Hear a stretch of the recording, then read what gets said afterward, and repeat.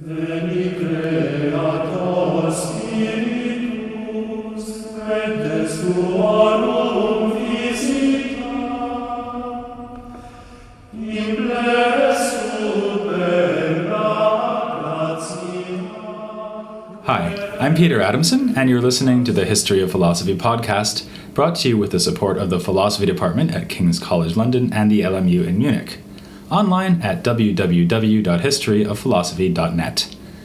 Today's episode will be an interview about animals in medieval philosophy with Juhana Toivanen, who is a postdoctoral researcher at the University of Jyväskylä in Finland.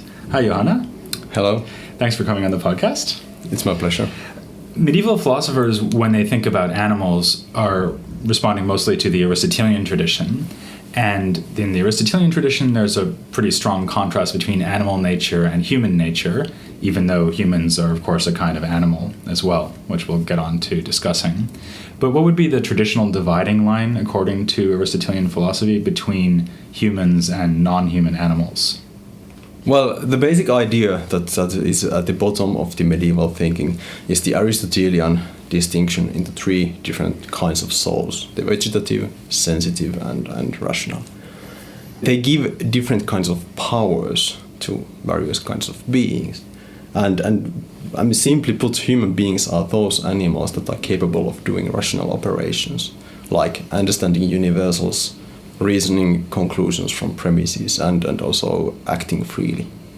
We also have to remember that in the Middle Ages the difference was also metaphysical. I mean, it's not only that we are capable of doing different things, but it's also that we have an immaterial, immortal soul, and that's always at the bottom of the medieval views. So medieval philosophers would all agree that when an animal dies, it just dies and ceases to exist. Yes. Whereas when a human dies, he or she lives on. Yes. Okay. Well, despite that contrast, humans think, animals don't. Humans live on after the death of the body, animals don't. Humans are still actually a kind of animal. I mean, the canonical definition of human is a rational, mortal animal. So clearly there must be something we share with animals as well. So what are the kind of faculties then that we have in common with animals that licenses the Aristotelian tradition to define us as a kind of animal? Basically, all the capacities and powers that animals have, humans have as well. So the rational soul in the Aristotelian system that was accepted by medievals, all the powers of the lower types of souls belong to the higher kinds. So the rational gives all the abilities that animals have plus the intellectual abilities. So more concretely, medieval philosophers thought that human beings have the five familiar external senses, and on top of that, a bunch of more complex psychological capacities that they called the internal senses. Then of course human beings have emotions, which we share with other animals. Then it's a kind of more complicated question whether these powers function in the similar way in human beings than they do in non-human animals. So you mean we can see and a dog can see, but something different might be happening when we see than when a dog sees? Yes, that's a possible way of thinking. And there are some medieval authors who explicitly say that human beings perceive in a different way just because we are also rational beings. But my impression is that not all think in this way. But there are some medieval authors who also think that at least some of the sensory processes are exactly the same in non-human animals and in us. Okay, well, if we focus then on sensation for a moment, since that seems to be the most obvious thing that we share with non-human animals, do they pretty much understand by sensation the same thing that Aristotle understood by sensation, or do we see development in theories of sensation in the medieval period? In principle, they developed the theories of perception in the Aristotelian framework. But they also inherited other elements, and one significant difference to some... Obviously it was a big discussion in the Middle Ages that how the perception actually takes place. And one of the biggest differences to Aristotelian theories that some authors defended was the idea that the mind is somehow active in perception. so that we have to pay attention to external world in order to perceive it in the first place. So, for instance, Peter Olivi argues strongly that without this kind of paying attention to external world, we wouldn't perceive anything, and he bases his whole theory of perception on this kind of active involvement with the world. So it's like you're conscious of what you're perceiving. Would that be an anachronistic way of saying it? I mean, there's maybe light coming into your eyes or images forming in your eyes, and then his idea is that you see because your soul is attending to what's happening in your eyes. Is that the idea? I think it's even more radical that you actually something is coming to your eyes, but that is not perception. Perception is when you direct your attention to an object, and this he kind of seems to separate these two processes from each other.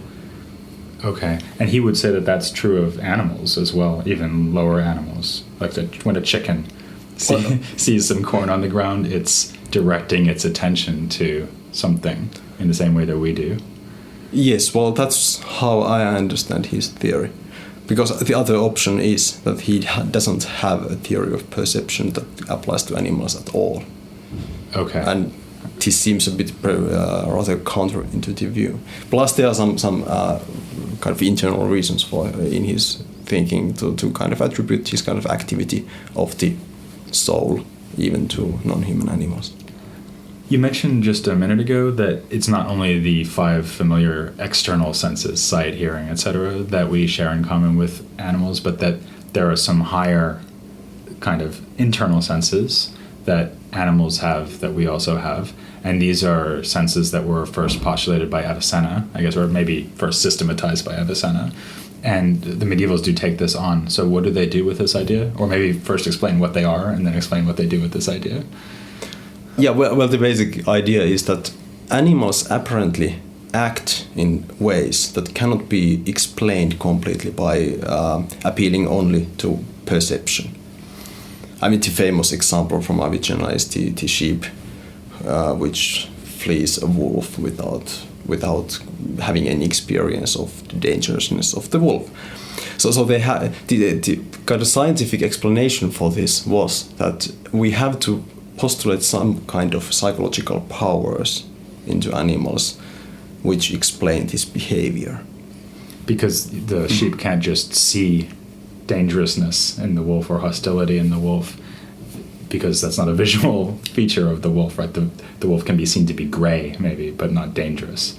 And I guess probably there aren't too many sheep running around who have had intimate familiarity with the hostility of wolves because they got eaten. So you're saying that when the sheep sees the wolf, it has some other faculty through which it perceives that the wolf is hostile. Or somehow grasps the hostility of the wolf. There were different ways of explaining how this actually happens. Okay. But on top of that, I mean, obviously, being able to remember things, being able to learn things, being able to imagine things that are not present, and more special ways of perceiving things. For instance, the Aristotelian common sensibles and stuff like that. Okay. So these were all kind of psychological functions that we explained by appealing to so-called internal senses, the common sense, estimation, imagination, memory, and sometimes some other senses. That all sounds pretty familiar from Avicenna. Are they really just taking that over from him, or did they change the theory in various ways? I guess for one thing, probably Olivi would say that we have to attend to the object of an internal sense just like we have to attend to the object of an external sense, and that's not necessarily something we find in Avicenna. Yeah, they took Avicenna's theory, they kind of liked it. They took it as a kind of very good scientific theory of animal psychology. But they continued to discuss about the details of the theory, and they somehow, I mean, in some respects, they also developed the theory to some directions. And they also challenged many features of the theory. I mean, Olivi's prime example, because he actually argues that there's only one internal sense, namely the common sense. And then he goes on to explain how all the psychological functions can be done by the single common sense. So it's like a one faculty fits all faculty. Kind of, yes. And I think one of his motivations is actually related to this paying attention idea, that if there's one central power in the soul which pays attention, it's kind of easier to explain that power is a kind of centralizing power in the soul, and it pays attention either to external world or to the memory or something else. This is a remarkably exciting idea, I think, because it sounds a lot like a sort of Cartesian center of consciousness or something like that. And I think it's remarkable that that would have emerged as a proposal that would cover both humans and non-human animals, even if he's presumably mostly interested in the human case. Or am I getting too excited about this? No, I think you are getting as excited as you should. Okay. Well, I mean, from all that, it seems to follow that we, in fact, have a lot in common with animals, at least according to certain authors.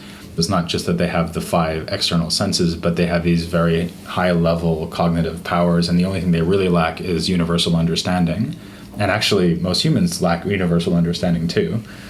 And it seems to me that that should give the medievals a reason to treat animals benevolently. In fact, maybe even treat animals as well as you would treat any human who doesn't engage in scientific understanding. Or like, if I have a non-philosopher neighbor, then in a way the neighbor is in the same situation as a cow, right? Because the cow and the neighbor are engaging in all the same psychological activities. So do they actually draw that kind of ethical inference? I think this is a very interesting question, although it must be admitted that it wasn't central for medievals. And again, a systematic study on this topic would be really welcome to the scholarship. But in general, I think medieval philosophers shared the rather widespread idea from antiquity that animals exist for the sake of human beings. And they found this obviously from the Bible, but also from Aristotle's Politics, where Aristotle argues that plants exist for the sake of animals and animals exist for the sake of human beings. The basic point was for them that human beings are above the rest of the creation. So it is actually okay to use animals in order to sustain one's life and so on. But occasionally they argue that there are some kind of limits to this use of animals. Namely, that you may use animals in order to sustain your life, but you may not use them more than is sufficient for sustaining your life. So otherwise you would be abusing animals. So this idea appears in medieval texts. So you could maybe use them to do farm labor, but you couldn't beat them to death or something like that. Might be that this is the idea behind things. Philosophers are not so kind of interested in the details of this idea, but okay. So if I understand what you're saying, then the point here is that whatever turns out to be ethically appropriate in our relationship to animals, it won't be a matter of what we share in common with them, which I think a lot of people would nowadays say is really decisive. Rather, it would be a matter of what their purpose here on earth is. And the idea would be that God or nature put them on earth to serve us, and so we should use them that way. But we shouldn't use them differently, because that would violate the purpose for which they were intended. Yeah, probably something like that. Okay, I think, though, there's still maybe a problem lurking here, because if humans are really only differentiated from animals in terms of their rationality, then aren't we going to have trouble saying something reasonable about humans who can't use rationality? I mean, what about people who have sustained head injuries, for example, and can't engage in intellectual understanding, even potentially, anymore? Or what about just people who never get around to it, right? They're busy, or they don't get to go to school, or whatever. I mean, it seems, A, like a remarkably elitist view of human nature, but B, in some ways, sort of even worse.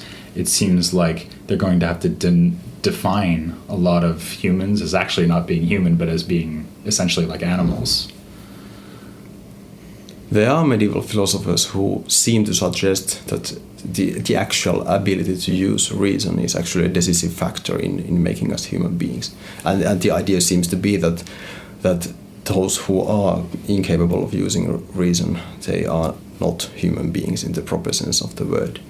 However, they also believe that even those people who are incapable of using their reason have the kind of metaphysical building block, the rational soul. It doesn't disappear when you hit your head to a wall too hard. So in the kind of metaphysical sense, all human beings are human beings. And they are also different from other animals, even when they can't use their reason. And there was a practical side to this discussion, because medieval philosophers were interested in kind of practical questions of whether we should baptize, let's say, people who are born with a bad severe handicap or something like that. And they always answered that yes, we should, because they still have a rational soul and they are human beings. They are persons in that sense. I see. So your membership in the species of humanity isn't really decided by what you in fact can do, but rather just by being a member of the species is already enough to prove that you have an immortal intellectual soul, even if no one ever sees you using it, and in fact even if you never use it. In principle, yes. Okay. I wonder though, I mean, in Aristotle there is some discussion of borderline cases, not between animals and humans, but between plants and animals. He talks about like sea anemones or something that are like, it's not clear whether they're animals or not because they don't move around, and it's not obvious whether they have any sensation or not. I mean, what you're talking about sounds like there might be borderline cases from a medieval point of view, maybe not from our point of view, hopefully not, but borderline cases between animals and humans. And are they really worried about that, or is it only me who's worried about that? They discussed about kind of fanciful creatures that they found from some stories from antiquity about various humanoid species that live somewhere far away. And a particular species that they discussed was pygmies. Pygmies, yes. Okay. And the discussion centered actually on their ability to use reason. So some authors claimed, for instance Albertus Magnus, claimed that they are not human beings, even though they are capable of doing kind of astonishing things with their mind. Whereas some other authors actually argued that they are capable of doing rational things. They are capable of thinking rationally, and that means that they actually are human beings despite that they are small. Okay, right. And of course they don't have any empirical evidence really about pygmies, so they're kind of guessing. That's a kind of my initial understanding of the discussion was that it's based on some kind of earlier sources, that they don't actually have any connection. But there's one text, namely from Peter of Auvergne, who says that sometimes some people who come from faraway lands bring with them some samples of pygmies or something like that. Okay, it's very difficult to say whether this was kind of just again a story or some real thing, but I mean that's kind of historical question whether they had any connections to these kind of things, and I can't say that I know it, but it's an interesting text nevertheless. Yeah, that is interesting. So one other question I have is how all of this looks on the moral side of the equation, because we've been talking about scientific understanding and grasping intelligibles, so it's all very theoretical, but I suppose that another contrast between animals and humans would be that humans can engage in moral life and they can achieve virtue, they can engage in political activity. And so would that be another way of distinguishing the humans from the animals in the way that the medieval authors want to? I think we have to distinguish here. I mean, the moral side of the story that's pretty clear. Human beings are different from other animals just because we are capable of acting morally or immorally. For that. So animals are not free. They don't have a free will. So their actions are somehow determined by their nature or so on. When they see something desirable, they immediately go for it. Human beings may reflect whether it would be right to grasp that desirable thing at this moment. And this makes us moral agents. And that's connected to what you've been saying before, because free will is located in the rational soul, presumably, and this ability to reflect on whether we should go for things. Exactly, yes. But then the other side, the political side, I mean, that's kind of interesting because medieval philosophers had access to Aristotle's Politics, where Aristotle argues that human beings are more political than other animals. And he really seems to indicate that there are other animal species that are political. Like what? Like bees and cranes and ants. Cranes are a nice example in my view. Because cranes are political. The idea, I mean, it's obviously this is related to how we understand what being political means. The basic idea is that we find from several medieval authors that if a certain species, members of a certain species act together in order to achieve a common goal, then they are political animals. So it's very kind of low-level political nature in that sense. And the cranes are a nice example just because they are not political always. They are political only when they migrate. This is what Albertus Magnus says about them. Because they cooperate to fly in formation, or is that the idea? Exactly, yes. They even have a leader. And there are some medieval authors who say that cranes are political in the sense that kind of in a republican sense, because they change the leader every now and then. So I guess Canadian geese are also political.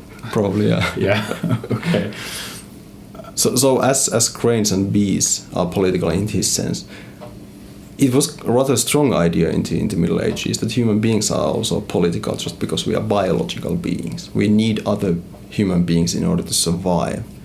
They had this more rational or intellectual understanding of the politics, namely the idea that we talk about justice and so on. And it seems to me, I mean, this is a kind of research question that I'm working on at the moment, but it seems to me that at the later stages in the 14th century and so on, the biological conception of political is kind of reduced, so that the more rational understanding of being political is kind of given a more central role in discussions. Okay, well, I think just looking back over everything you said, it strikes me that there's a general question here, which is, to what extent are they just sort of beholden to an Aristotelian theory about animals, and they don't really care about information that comes their way regarding actual animals? And it's sort of like Aristotle himself. He says things about children that make you suspect that he's never spent more than a minute or two with an actual child, right? And I wonder whether we should accuse the medievals of ignoring information or evidence that's staring them in the face about animals, or whether you would be willing to credit them with a more nuanced and maybe, in quotation marks, scientific approach to animals.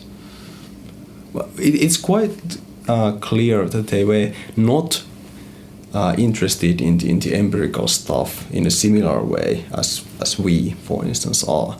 So in a way, they were not kind of searching for empirical evidence for their views and so on. But on the other hand, it seems to me that they were kind of sensitive to the information that they got from various places. For instance, they decided to talk about these pygmies just because they thought that there might be some kind of, well, quasi-empirical material that needs to be accommodated with the theory. But on the other hand, they were not willing to give up the kind of distinction between human beings and other animals that was based on the Aristotelian distinction. They might have discussed about the borderline cases and kind of see how far this theory can be stretched in several ways, but to my knowledge they never rejected the theory on the basis of empirical evidence. Okay, so they are nuanced, but only within the theory, basically. Yes. Okay. Well, thanks very much for coming on to talk about animals in the medieval tradition. Certainly a topic that you won't see very often. Next time I'm going to be talking about a rather different topic, but staying in the Franciscan tradition, which we've been talking about, Peter Olivi. And what I'm going to be discussing is poverty. For now, I'll thank Juhana Toivanen very much for coming on the podcast. Thank you. And join me next time when we will be looking at poverty here on The History of Philosophy Without Any Gaps.